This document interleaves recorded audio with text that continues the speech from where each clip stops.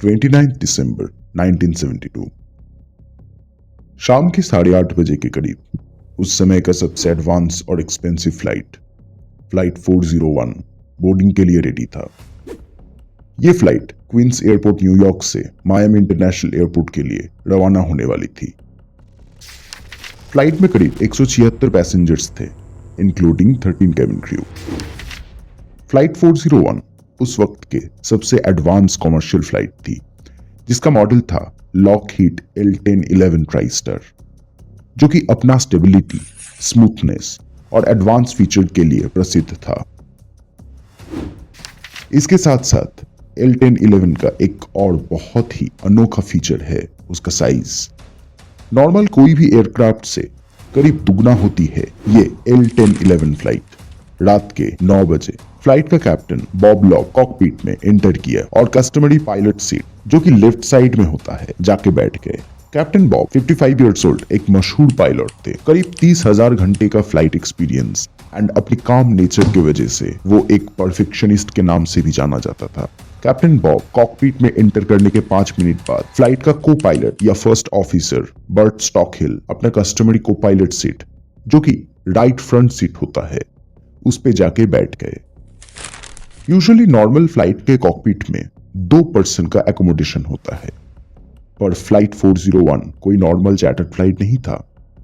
L1011 का खासियत यही है, कॉकपिट में 2 के जगह पे 4 पर्सन का एकोमोडेशन स्पेस।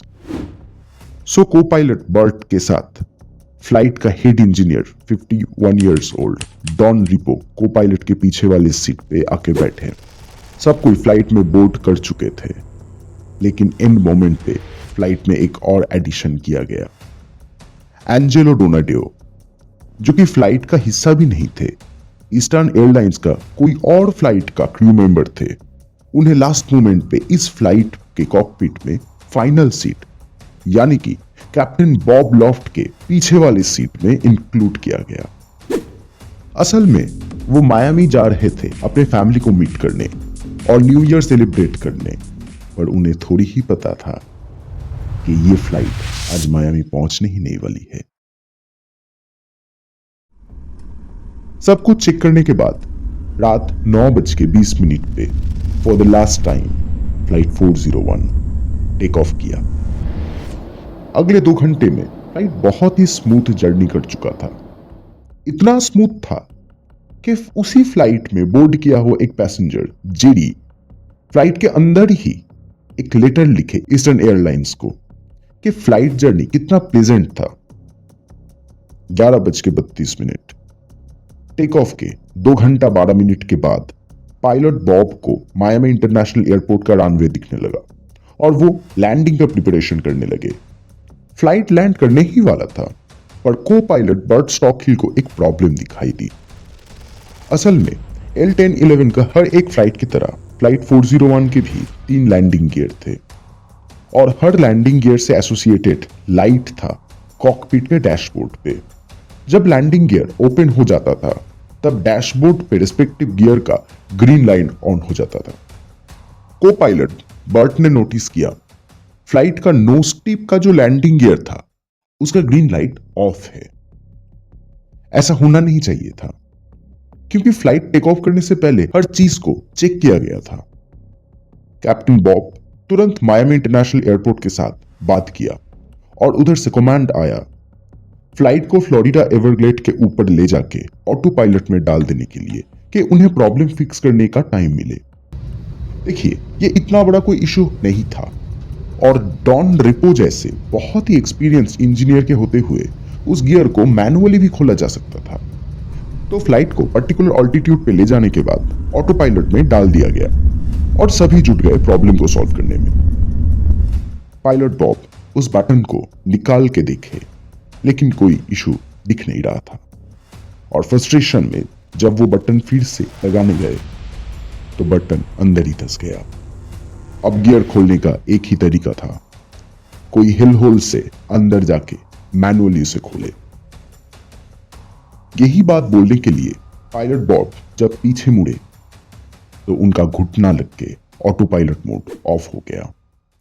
लेकिन सब कोई उस लैंडिंग गियर को लेके इतने ही फोकस्ड थे कि किसी को ये नजर भी नहीं आया कि ऑटो पायलट मोड ऑफ हो चुका है। दूसरी तरफ रॉबर्ट मार्किस और उसका दोस्त रे डिक्सन एवरग्लेड के अंधेरे पे अपना एयरबोट लेके फ्रॉग गिगिंग कर रहे थे। असल में दोस्तों, फ्रॉग गिगिंग का मतलब होता है फ्रॉग हंटिंग। दोनों दोस्त फ्रॉग्स पकड़ ही रहे थे कि अचानक अंधेरे पे आउट ऑफ नोवेयर एक बहुत ही बड़ा एक्सप्लोशन दिखाई दिया और उसके बाद ही बहुत सारे लोगों का चीखने का आवाज आया। एक्चुअली जब ऑटो पायलट मोड ऑफ हो गया, किसी ने यह देखा ही नहीं था और बाहर नजर आने का कोई सवाल ही नहीं उठता। अगर ये कोई लोकेलिटी में होता तो शायद बिल्डिंग्स दिख जाते, लेकिन ये उड़ रहा था दुनिया का one of the most empty place के ऊपर से। दूर दूर तक कोई बिल्डिंग्स या रोड तो दूर की बात है, कोई इंसान ही नहीं था और बाहर का अंधेरा पे किसी को पता ही नहीं चला कि मौत कितना पास है। मार्किस अपना एयरबोट लेके जब इंसिडेंट प्लेस पे पहुंचे तब तक बहुत देर हो चुका था। किसी का हाथ निकला हुआ था तो किसी का सिर। फिर भी वो दोनों रेस्क्यू वर्क चालू किए और जल्दी समझ में आया they need more rescuers. Total 95 passengers including pilot Bob, को पायलट बर्ट और हेड इंजीनियर डॉन रिपो का मौत हो गया। लेकिन एवरग्लेड का वेटलैंड और सॉफ्ट नेचर की वजह से बहुत सारे पैसेंजर्स बच भी गए थे। सर्वाइवर्स में एंजेलो डोनाडियो और आयरॉनिकली जेडी भी था, जो वो लेटर लिख रहे थे। इन्वेस्टिगेशन चालू हुआ और कुछ सरप्राइजिंग फैक्ट सामने आया। नोज टिप का लैंडिंग गियर परफेक्टली फाइन था और वो खुल भी चुका था, बस उसका लाइट कट हो गया था। इतना सिंपल एक चीज उन 4 हेवीली एक्सपीरियंस्ड क्रू मेंबर को कैसे गलती में डाल सकता है, यही समझ नहीं आ रहा था। एविएशन हिस्ट्री का ये ऐसा एक दुर्घटना था जो सोलली ह्यूमन एरर की वजह से हुआ। अगर आपको लगता है कि ये कहानी इधर ही खत्म होता है तो अब गलत है।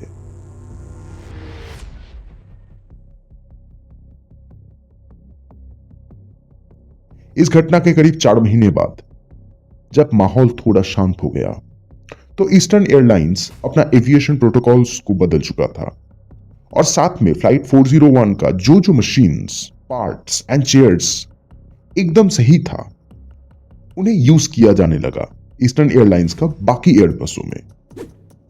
ईस्टर्न एयरलाइंस का एक और L1011 फ्लाइट N318 अपने सफर के बीच में ही है। Cabin crew Nancy Bennett quick succession में सभी पैसेंजर्स से खाने का ऑर्डर ले चुकी थी और L1011 के लेवल 2 यानी कि मेन लेवल के केबिन में खड़ी होके ये सोच रही थी कि ऊपर कोई काम नहीं है तो लेवल 1 मतलब नीचे किचन एरिया पे जाके अपनी दोस्त लूसी को खाना बनाने में हेल्प करेगी। दोस्तों, आइए सबसे पहले L1011 का लेवल 1 की लेआउट समझते हैं, क्योंकि ये बहुत जरूरी हिस्सा है आगे का कहानी समझने के लिए। L1011 का लेवल 1 चालू होता है किचन एरिया से। लेवल 2 से 2 अलग अलग एलिवेटर्स आते हैं जो किचन एरिया पे आके ओपन होती है। किचन से आगे एक बहुत ही बड़ा लाउंज जिसके एंड पे कुशन चेयर्स लगे रहते हैं। तो नैन्सी लेवल 2 से एलिवेटर्स लेके लेवल 1 पे आने लगी। इन अदर हैंड लूसी, जो कि किचन में काम कर रही थी, वो अपना ऑर्डर्स बना चुकी थी और उन्होंने सोचा कि ऊपर जाके नैन्सी की हेल्प किया जाए ऑर्डर्स लेने में। तो लूसी भी दूसरा एलिवेटर्स लेके ऊपर जाने लगे और दोनों एक दूसरे को बिना जाने ही क्रॉस कर गई। नैन्सी का एलिवेटर्स का दरवाजा जब खुला तब किचन पूरा खाली था। वो अभी अभी नीचे से आई थी तो उसे लगने लगा कि लूसी लाउंज एरिया पे होगी, तो उसने लूसी को बुलाया पर कोई जवाब नहीं दिया और सडनली नैन्सी को एक अजीब फीलिंग्स होने लगा कि कोई तो है इस रूम पे। वो किचन कार्टन की तरफ देखने लगी और मन ही मन ये प्रार्थना करने लगी कि लूसी आके अचानक उसे डराए, लेकिन ऐसा कुछ भी नहीं हुआ। तो नैन्सी किचन क्रॉस करके लाउंज एरिया में चली गई और वो सेंस और तगड़ा होता गया। अब वो डरने लगी और समहाउ दौड़ के एलिवेटर्स के पास आ गई और ऊपर जाने का बटन दबा दी। दूसरी तरफ लूसी ऊपर जाके हर जगह देखी पर नैन्सी नहीं मिल रही थी। तो कुछ देर वेट करने के बाद वो भी नीचे आने लगी और एक और बार एक दूसरे को वो क्रॉस किए एलिवेटर्स में। नैन्सी जब ऊपर आई तो उसका चेहरे का रंग उड़ गया था और वो बहुत ही घबराई हुई थी। ये देख के बाकी केबिन क्रू उसे बैठाई और पानी पिलाने लगी और पूछने लगी ये हुआ क्या है। इस बीच सडनली घबराई हुई लूसी भी उस रूम पे आई और उसका रिएक्शन भी नैन्सी की तरह ही था। बाद में पता चला सिमिलर टाइम पे दो अलग अलग cabin crew exact similar incident face की। फ्लाइट लैंड करने के बाद वो लोग ईस्टर्न एयरलाइंस के ऑफिस में जाके इस केस को रजिस्टर किया पर उन्हें मुंह बंद रखने का ऑर्डर दिया गया। इस घटना के करीब एक साल बाद सेम फ्लाइट N318 पे एक केबिन क्रू एग्जीक्यूटिव क्लास में आके पैसेंजर्स को चेक कर रही थी। उसी दौरान उन्हें कुछ अजीब लगा। एक सीट पे एक पायलट बैठी हुई थी जिसका कोई रिकॉर्ड नहीं था रजिस्टर बुक में। देखिए उस टाइम पे ऐसा बिल्कुल सरप्राइजिंग नहीं था। किसी और फ्लाइट का पायलट कभी कभी दूसरे फ्लाइट में सफर के लिए आ जाते थे for lift and it was absolutely legal. तो वो एयर होस्टेस उस पायलट से ये बात कंफर्म करने के लिए बार बार पूछने लगे लेकिन पायलट कोई आंसर नहीं दी। ये देख के बाकी पैसेंजर्स भी पायलट को देखने लगे। पायलट के सीट के बगल वाले सीट पे बैठा हुआ पैसेंजर जब झुक के पायलट को देखा तो उसके पैरों के नीचे का जमीन हिल गया। वो और कोई नहीं फ्लाइट 401 का डेड पायलट बॉब लॉफ्ट थे और वो उन सब पैसेंजर्स के सामने जस्ट गायब हो गए। ऐसा कंटिन्यूअस इंसिडेंट रजिस्टर होने लगा।